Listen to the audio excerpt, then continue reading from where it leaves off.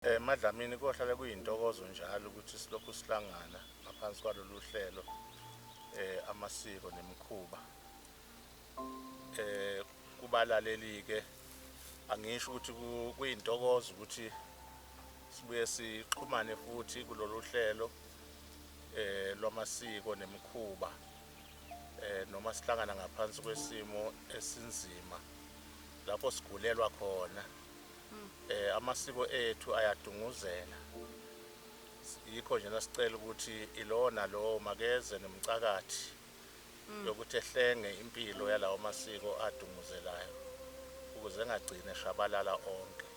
Asibambisaneni ke babukeli, siyabonga. Namhlanje ke sizokhuluma ngosigaba 8 otholakala encwadini bayosiphika abangasekho, lapho khona sizobheka ukufa namasiko akho, umnomzane, inkosi, ingane.